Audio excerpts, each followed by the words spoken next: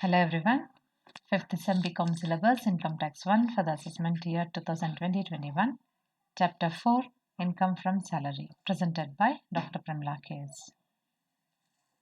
Today let us discuss about a few more perquisites and their tax treatment. Motor car facility. If the car is used for private purpose in the following different situations, then it is fully taxed. Let us see how the tax treatment goes. First one, if the car is owned by employee but expenses are met by employer, actual expenditure incurred by employer is taxable. Okay, car is employees. ಇಲ್ಲಿ car employee ಇದ್ದೇನೆ, ಬರೀ expenditure ಮಾತ್ರ employer ಕೊಡ್ತಾ ಇದ್ದಾರೆ, private ಪರ್ಪಸ್ಗೆ ಅಂತ use ಮಾಡ್ತಾ ಇದ್ದಾರೆ. ಅವಾಗ ಎಷ್ಟು ಎಕ್ಸ್ಪೆಂಡಿಚರ್ ಇವರು ಎಂಪ್ಲಾಯರ್ ಕೊಡ್ತಾ ಇದ್ದಾರೆ ಅದು ಮಾತ್ರ ಪರ್ಕ್ವಿಸಿಟ್ ಆಗುತ್ತೆ, ಅದಷ್ಟು ಟ್ಯಾಕ್ಸಬಲ್. ನೆಕ್ಸ್ಟ್ ಎರಡನೇ situation, if car is owned by employer and expenses are met by employer, actual expenses paid plus 10% of original cost of the car or hire charges is taxable. Okay, ಇಲ್ಲಿ car ಎಂಪ್ಲಾಯರ್ದೇನೆ, expenses ಎಂಪ್ಲಾಯರ್ದೇನೆ, private ಪರ್ಪಸ್ಗೆ ಅಂತ ಕೊಟ್ಟಿದ್ದಾರೆ. So ಇದು taxable ಪರ್ಕ್ವಿಸಿಟ್ ಆಗುತ್ತೆ. So ಅಂಥ ಸಮಯದಲ್ಲಿ ಅವ್ರ expenses ಏನು ಕೊಡ್ತಾರೆ ಅದು plus car value, original return down value ತಗೋಬಾರ್ದು, ಕಾಸ್ಟ್ ವ್ಯಾಲ್ಯೂ ತಗೋಬೇಕು. ಕಾಸ್ಟ್ ವ್ಯಾಲ್ಯೂ ಮೇಲೆ 10% ಆಫ್ ದಿ ಕಾರ್ ಏನಾದರೂ ಅವರು ತೊಗೊಂಡಿದ್ದ, ಅವ್ರ ಸ್ವಂತದ್ದಲ್ಲ, ಅವ್ರು ಬಾಡಿಗೆ ಕೊಡಿಸಿದ್ದಾರೆ ಅಂತಂದರೆ ಹೈಯರ್ ಚಾರ್ಜಸ್, ಅವ್ರ ಮೇಂಟೆನೆನ್ಸ್ ಕೊಡ್ತಾ ಇರೋದು ಹೈಯರ್ ಚಾರ್ಜಸ್ ಅಥವಾ 10% of the cost of the car. ಎರಡರಲ್ಲಿ ಯಾವುದಾದ್ರೂ ಒಂದು ತಗೊಂಡು ಎರಡನ್ನೂ ಲೈಕ್ ಎಕ್ಸ್ಪೆನ್ಸಸ್ಸು ಮತ್ತು ಹೈಯರ್ ಚಾರ್ಜಸ್ ಎರಡು ಟ್ಯಾಕ್ಸ್ ಮಾಡ್ತಾರೆ. Okay, next, if car is owned by the employer and expenses are met by employee, then only 10% of original cost of the car or higher charges is taxed. ಇಲ್ಲೇನಾಯಿತು, car ಬಂದ್ಬಿಟ್ಟು ಎಂಪ್ಲಾಯರ್ದೇನೆ but expenses ಎಲ್ಲ ಎಂಪ್ಲಾಯ್ದು ಆಗಿದ್ದಾಗ ಬರೀ ಆ ಕಾರಿನ 10% value ಮಾತ್ರ tax ಮಾಡಬೇಕು. ಅಥವಾ ಹೈಯರ್ ಚಾರ್ಜಸ್ ಏನಾದರೂ ಪೇ ಮಾಡಿದರೆ, ಕಾರನ್ನು ಏನಾದರೂ ಬಾಡಿಗೆಗೆ ತೊಗೊಂಡಿದ್ರೆ ಆ ಬಾಡಿಗೆ ಮಾತ್ರ ಟ್ಯಾಕ್ಸ್ ಮಾಡಬೇಕು. ಓಕೆ, ಯಾವಾಗ ಅಂದರೆ ಪ್ರೈವೇಟ್ ಪರ್ಪಸ್ಸಿಗೆ ಮಾತ್ರ ಯೂಸ್ ಮಾಡಿದರೆ. Okay, next, if other conveyance is owned by the employee but expenses are met by employer and car is used for both official and private purpose, that vehicle is used for both private and official purpose, actual expenses met by employer minus rupees 900 per month is taxable. And if wait,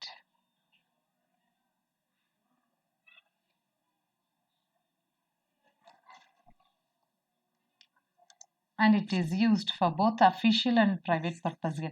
ಬೇರೆ ಏನಾದರೂ conveyance ಬೇರೆ ರೀತಿಯಲ್ಲಿ ಏನಾದರೂ use ಮಾಡ್ತಾ ಇದ್ದರೆ, ಅಂದರೆ employee ತೊಗೊಂಡು expenses ಏನಾದರೂ ಎಂಪ್ಲಾಯರ್ ಪೇ ಮಾಡ್ತಾ ಇದ್ದರೆ ಅದನ್ನು ಅಫಿಷಿಯಲ್ಗೆ ಮತ್ತು ಪ್ರೈವೇಟ್ಗೆ ಎರಡಕ್ಕೂ ಬಳಸ್ತಾ ಇದ್ದರೆ actual expenses met by the employer ಏನೆಲ್ಲ ಎಕ್ಸ್ಪೆನ್ಸಸ್ ಕೊಡ್ತಾರೆ ಬಟ್ ಅದರಲ್ಲಿ 900 ಪರ್ ಮಂತ್ ರುಪೀಸ್, ಅದರಲ್ಲಿ ಮೈನಸ್ rupees 900 ಪರ್ ಮಂತ್ ಮಾಡಿಬಿಟ್ಟು ಮಿಕ್ಕಿದನ್ನ ಟ್ಯಾಕ್ಸ್ ಮಾಡಬೇಕು.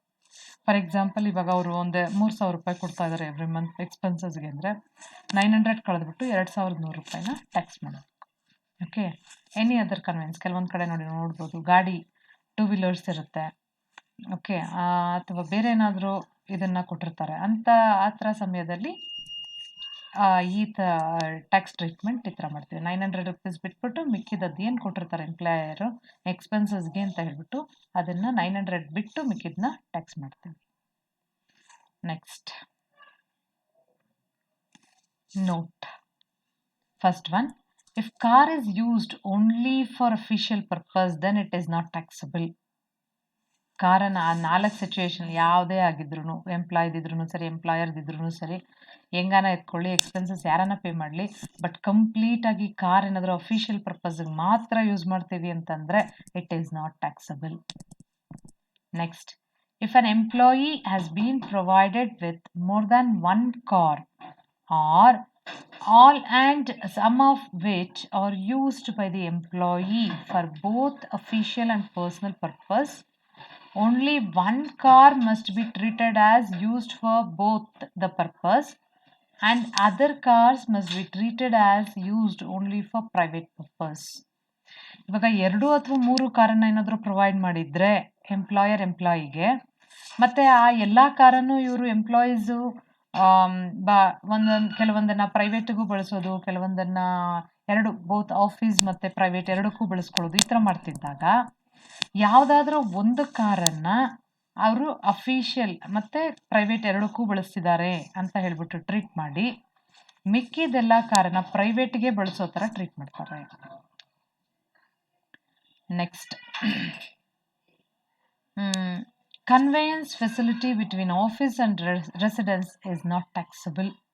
ಕನ್ವೇಯನ್ಸ್ ಫೆಸಿಲಿಟಿ, ಕೆಲವರಿಗೆ ಪಿಕ್ ಆ್ಯಂಡ್ ಡ್ರಾಪ್ ಕೊಟ್ಟಿರ್ತಾರೆ, ಕ್ಯಾಬ್ ಕೊಟ್ಟಿರ್ತಾರೆ. ಈ ಥರ ಕ್ಯಾಬಲ್ಲಿ ಮನೆಯಿಂದ ಆಫೀಸ್ಗೆ, ಆಫೀಸಿಂದ ಮನೆಗೆ ಈ ಥರ ಓಡಾಡ್ತಾ ಇರ್ತಾರೆ ಅಂದ್ಕೊಳ್ಳಿ, that is not taxable. Next, if any amount is recovered from the employee, then it must be deducted from the taxable amount. Next, ಈ ಸ್ಟ್ಯಾಂಡರ್ಡ್ ವ್ಯಾಲ್ಯೂ ಬರುತ್ತೆ ನೋಡಿ. If the car is used for both office and private purpose, in the above said all the 3 situations, ಅಂದರೆ ಯಾವುದ್ಯಾವುದು situation, employee own ಮಾಡಿರೋದು car, expenses ಮಾತ್ರ ಇವ್ರು ಮಾಡ್ತಾ ಇದ್ದಾರೆ, ಅಥವಾ ಎಂಪ್ಲಾಯರ್ ಓನ್ ಮಾಡಿರೋ ಕಾರು, ಎಕ್ಸ್ಪೆನ್ಸಸ್ ಇವ್ರು ಕೊಡ್ಬೋದು, ಅಥವಾ ಕೆಲವೊಂದ್ಸತಿ ಎಂಪ್ಲಾಯರ್ ಕೊಡ್ಬೋದು. It all depends. ಯಾವಾಗಲೂ ಪ್ರಾಬ್ಲಮ್ ಓದಬೇಕಂದ್ರೆ ಇದು ಕಾರ್ ಯಾವುದಕ್ಕೆ ಯೂಸ್ ಮಾಡ್ತಿದ್ದಾರೆ ಅಂತ ಒಂದ್ಸತಿ ನೋಡಿ. Motor car is provided by employer ಅಂತ ಕೊಡ್ತಾರೆ.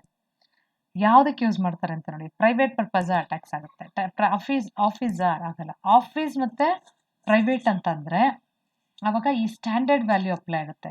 ಅವ್ರು ಕೊಡುವಂಥ, ಅವ್ರು ಖರ್ಚು ಮಾಡೋದು ಅದೆಲ್ಲ ಯಾವುದು ಬರಲ್ಲ. 40,000 ಖರ್ಚು ಮಾಡಿದಾದ್ರೆ ಎಂಪ್ಲಾಯರ್ ಅಂದ್ರೂ ಅದನ್ನು ನಾವು ತೊಗೊಳಕ್ಕೆ ಹೋಗಲ್ಲ. ಇಲ್ಲಿ ಸ್ಟ್ಯಾಂಡರ್ಡ್ ವ್ಯಾಲ್ಯೂ ಏನಿದೆ ಅದನ್ನು ಮಾತ್ರ ತೊಗೋಬೇಕು. ಸೊ ಸ್ಟ್ಯಾಂಡರ್ಡ್ ವ್ಯಾಲ್ಯೂ ಏನಿದೆ, ಇಲ್ಲಿ 2 ಸಿಚುಯೇಷನ್ ಇದೆ. ಒಂದು ಕಾರ್, ಚಿಕ್ಕ ಕಾರ್ ಅಂತಂದರೆ 1600 cc ಅಥವಾ ಅದಕ್ಕಿಂತ ಕಡಿಮೆ ಇರುವಂಥದ್ದು. ಅವರು CC-ನಲ್ಲಿ ಹೇಳಿದ್ರೆ 1600 ಅಂತಾರೆ, ಲೀಟರಲ್ಲೂ ಹೇಳ್ಬೋದು 1.6 ಲೀಟರ್ ಅಂತ ಹೇಳ್ಬಿಟ್ಟು. ಅಥವಾ ಅದಕ್ಕಿಂತ ಕಡಿಮೆ ಇದ್ದರೆ ಆವಾಗ ವ್ಯಾಲ್ಯೂಸ್ ಬೇರೆ ಆಗುತ್ತೆ ನೋಡಿ.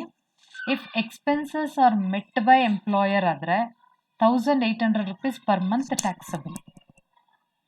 ಅದೇ expenses are met by employee ಆದರೆ 600 per month taxable. Okay. Next, more than 1600 cc ಆದರೆ ಎಂಪ್ಲಾಯರ್ ಏನಾದರೂ ಎಕ್ಸ್ಪೆನ್ಸಸ್ ಮೀಟ್ ಮಾಡ್ತಿದ್ರೆ 2400 rupees per month taxable. Employees ಏನಾದರೂ ಎಕ್ಸ್ಪೆನ್ಸಸ್ ಕೊಡ್ತಾ ಇದ್ರೆ 900 per month taxable. Okay. So ಅದು CC ಅಥವಾ ಲೀಟರ್ಸ್ ಎಷ್ಟು ಅಂತ ನೋಡ್ಕೋಬೇಕು. ಮತ್ತು ಅದನ್ನೇನಾದರೂ car is used for both official as well as private purpose ಅಂತ ಇದ್ದರೆ ಆವಾಗ ಮಾತ್ರ ಇದು. ಇಲ್ಲಿ ನಾವೇನು ಮಾಡ್ತೀವಿ, ಅವರು ಕೊಡುವಂಥ ಯಾವುದೇ ಒಂದು ಇಷ್ಟು ಎಕ್ಸ್ಪೆನ್ಸಸ್ ಆಯಿತು, 10,000 ಕಟ್ಟಿದ್ದಾರೆ, 5,000, ಅದು ಯಾವುದು ತೊಗೊಳಕ್ಕೆ ಹೋಗಲ್ಲ. ಇದ್ರ ಜೊತೆ ಏನಾದರೂ ಡ್ರೈವರ್ ಪ್ರೊವೈಡ್ ಮಾಡಿಬಿಟ್ರೆ ಯಾವುದೇ ಸಿಚುಯೇಷನ್, ಚಿಕ್ಕ ಕಾರ್ ಇರ್ಬೋದು, ದೊಡ್ಡ ಕಾರ್ ಇರ್ಬೋದು, ಎಂಪ್ಲಾಯರ್ ಪೇ ಮಾಡೋದು, ಎಂಪ್ಲಾಯಿ ಪೇ ಏನಿದ್ರೂ 900 rupees ಟ್ಯಾಕ್ಸ್ ಮಾಡ್ತಾರೆ. ಎಂಪ್ಲಾಯರ್ ಏನಾದರೂ ಇವರಿಗೆ ಕಾರ್ ಡ್ರೈವರ್ ಏನಾದರೂ ಪ್ರೊವೈಡ್ ಮಾಡಿದ್ರೆ 900 rupees per month is tax. Actually 900 rupees per ಡೇಗೆ ಆಗಿಬಿಡುತ್ತೆ, ಬಟ್ ಟ್ಯಾಕ್ಸ್ ಪರ್ಪಸ್ಗೆ 900 rupees ಪರ್ ಮಂತ್ ತೊಗೋತೀವಿ. Note, if driver is provided in both the above cases 900 per month is taxable. ಹೀಗೆ ಹೇಳಿದೆ.